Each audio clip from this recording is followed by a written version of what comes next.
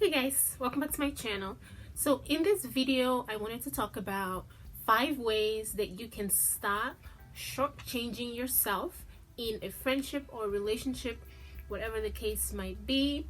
Basically, I want to talk about how you can stop getting the least out of a relationship and putting yourself in a position where you are, not getting the respect that you think you deserve, or maybe the attention, or if perhaps the closeness that you feel for the person that you're friends with is not being reciprocated.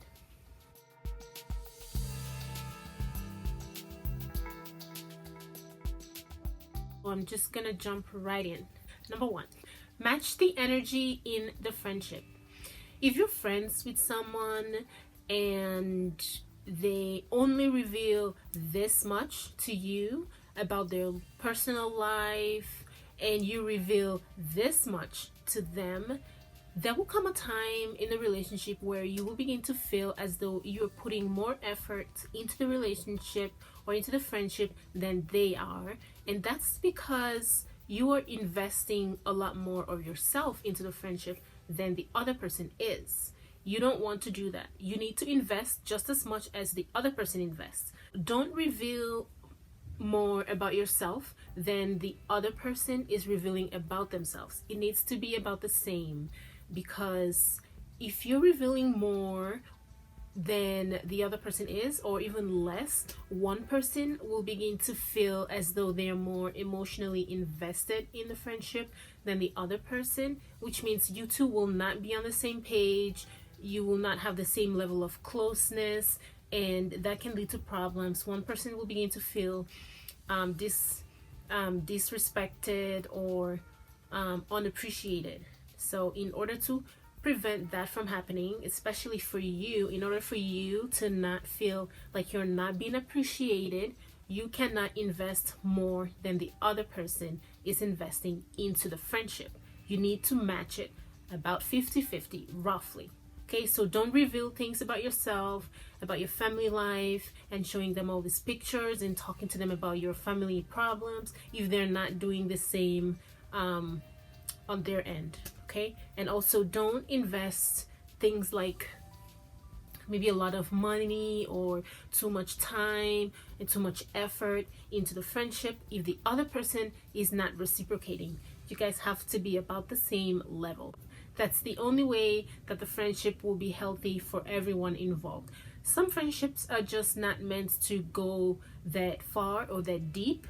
So you just have to take it the way that it is.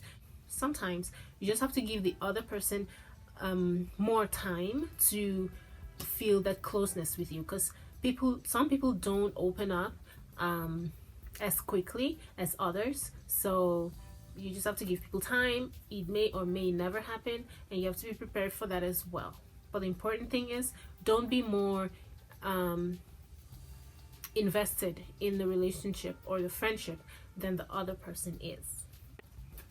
Number 2, to prevent yourself from feeling unappreciated or from shortchanging yourself, when the person that you're friends with asks you for a favor, and it is a big favor, like maybe you have to drive 3 miles to go, I don't know, pick them up or something, you need to think about how that person reacts to your own problems. Like, do they help you when you have a difficult time? When you ask them for help, do they help you, or do they come up with excuses or reasons why they're unable to do it?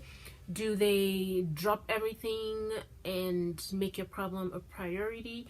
Do they help when they can? Do they just not help at all? These are things that will help you to know how to respond when someone that you're friends with asks for your help and it's a big favor. If they don't help you at all when you need help, or they never really ask if you need help, and they sort of, sometimes people know you need help with something, but because you don't come out and ask, they never really ask you if you need their help, and they sort of skip by and try to escape having to help. So if that's what they do, then I would advise that you help them at your own convenience. if you want to drive, perhaps you just feel like driving on that day, sure, you can go and drive. You can drive 3 miles to go help them. I don't know, maybe their car broke down or something and you want to drive and go help them. That's perfectly fine if you don't mind driving. But I would say help them at your own convenience. Don't feel pressured to help someone that does not reciprocate when you have problems of your own. That's what I do. These days, when someone asks for my help and it's a big favor, I think about the times that I've asked them for help and how they reacted. Did they say yes and then change their minds later because something came up? Or did they try to at least help me? And that is what determines if I will help them or not. Because if you are making yourself constantly available to assist other people, or like someone that you're friends with, and they don't reciprocate, that will cause you to begin to feel unappreciated, and you will not feel satisfied in the friendship. And you're in a sense shortchanging yourself because you're putting yourself through all of this stress and they couldn't even be bothered with your own problems. So you need to offer about the same level of help that you get from them or you anticipate getting from them, so that you don't feel like you're getting less than they are from the friendship. Number 3, you can only take people as seriously as they take themselves. What that means is, if someone constantly tells you that they're in a bad position, or they have a bad situation, like they have a bad home situation or career situation or school situation, and they're trying to improve, and they constantly talk to you about it, like they need your assistance. But when you give them an advice that you believe will help them, perhaps it's something that you've actually done and has worked for you, and they never really try to explore that to see if it will help them, I would say that you need to quietly pull back. The most you can do is advise people. You can't force people to do what they don't want to do. And if you constantly give someone advice about something but they never really take it, they don't take yours or anyone else's for that matter, it means they don't quite take their lives as seriously as you think that they should. Like, how seriously does a person take their life if they're not even trying to solve the problem that they constantly complain about? It means they're not taking it that seriously, and you shouldn't stress yourself up about it either. So only take people as seriously as they take themselves. If they ask for your advice, give them your advice, and just let them do what they want with the advice. If they want to take it, that's fine. If they don't, that's fine. But don't get all worked up trying to solve a problem that even they themselves don't take that seriously. Because I've been in that position before, where I've tried to help a friend with a career decision, and I would be online doing research, trying to figure out what would be best for them based on their personality. I would think about jobs, like high-paying jobs that I think they would enjoy doing, and I would do all of this research, bring it to them, and what do? They just like, oh, thanks, that's great, and that's it. They don't really try to use any of the knowledge that I spent my time and effort trying to gather, and they just hit me like they're not taking their lives that seriously. So why am I over here beating myself up over it? So yeah, don't do that. Just only take people as seriously as they take themselves. If they want to party from dusk till dawn, advise them, but leave it at that. Don't go out of your way and spend time and like all this effort trying to solve their own life problems when they don't even take it that seriously. You're going to save yourself a whole lot of headache and a lot of time that you can spend doing something more productive. Number 4 is you need to realize that you can only help people that are willing to accept help from you. And you cannot force people to do what's best for them. Sometimes when a person has a problem, you can see the solution, and you know what will work to get them out of that position that they're in, and you will give them the advice and you explain everything to them, make sure they understand it, and they will still not take your advice. Don't take it personally. Don't get mad. Just let them be. The most you can do is advise people. You cannot force people to do what you ask them to do. You just can't. People, especially adults, they have minds of their own. And, just because a person comes to you for advice doesn't mean that they're actually going to take your advice. Sometimes they don't even value your advice. I feel like sometimes people just ask for advice just so they can hear your opinion about things without really taking any active steps to solve the problem themselves. I see this so many times, and I will get so stressed out trying to advise people on things that I think they should do, and they would just sit there and be staring at me and agreeing with everything that I'm saying, and then as soon as I'm done talking, nothing happens. They don't try to solve the problem. So it's just like, don't stress yourself out, okay? 2019 is a year of less stress. Don't stress yourself out. Just give them the advice and leave it at that. If they ask you for advice again, you can give them the same advice. Like, oh yeah, I explained it all to you the last time, just do this, this, and this. Give them a shortened version of the same advice you gave them the last time. Each time that they continue to come to you with the same question or advice about that particular problem, you need to give them a shorter and shorter version of the previous time that you gave them the advice. So just say, oh yeah, I told you last time, just pretty much follow, what I said and see how it turns out. At least try it. And if they come to you again, say, oh yeah, 2 weeks ago, we're talking about it.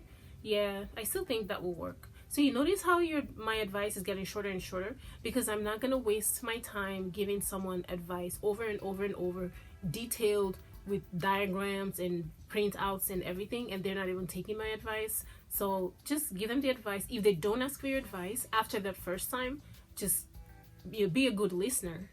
Be there, a shoulder to cry on, but just don't stress yourself, because we have our own healths and our own lives and our own mental space to worry about and to make sure that it's healthy. And we cannot have people just stressing us out and constantly making us feel as though we're responsible for fixing their life, which we're not. Okay, unless they're your child or you're not responsible. Just give them the advice. If they take it, fine. If they don't, that's fine. So this brings me to my last point, which I don't know if it's the most important, but it's very, very, very, very important. And that is, you cannot make people like you. You can be friends with a group of people, and there will be people in that group that don't like you. Why they remain friends with you, nobody knows. You will never know, okay? But they don't like you. They don't really like you. Maybe there are things about you that they like, or maybe there's some benefits to being your friend that they sort of get, but they don't really like you, and there are little things that they do to let you know that they don't like you. So here's the thing. You need to realize that you cannot make people like you. We human beings, there's something that we do, okay? If we like someone and they do or say something wrong, we tend to make excuses for them and say, well, she has a good heart. It's just, sometimes she just says some really ignorant things, or she just, doesn't really understand how people react to the things that she says. We make those kinds of excuses when we like someone. But when we don't like someone, we will hold them accountable for every little thing that they do because we don't like them. So sometimes our feelings towards a person has nothing to do with what the person says or what the person does. We just have our own feelings regardless, separate from what that person is saying or doing, okay? So this is why you have to realize that sometimes it's not about what you're doing or saying that's making people not like you. It could be their own insecurities. It could be they're just not very open to liking other people for whatever reason. So the most you can do is to be yourself and be, the best version of yourself. That is the advice that I would give. I would say be the best version of yourself, and whoever likes you, fine. Whoever doesn't like you, that's also fine. But just if you are able to identify people that don't like you, I would advise that you keep them at arm's length. Don't bring them too close to you.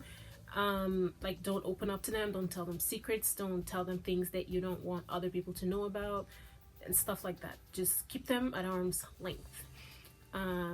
So yeah, just be yourself. Don't go buying them gifts or giving them money or being extra nice to them and think that that's going to make them like you. That will not make them like you.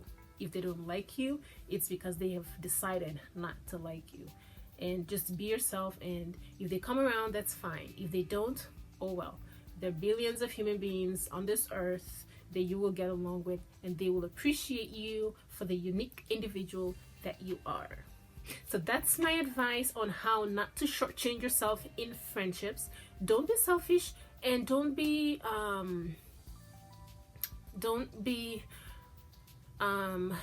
so self-centered that you don't care about what other people think of you. That's not what I'm saying. I'm just saying that sometimes you can do the best that you can and people still will not appreciate you or will disregard the effort that you put in. And this is how you can sort of pick yourself up and say, you know, I need to set some ground rules, and there are certain things that I will not tolerate. So this is kind of a way for you to go about doing that. Thank you so much for watching. I will see you in my next video. Bye guys.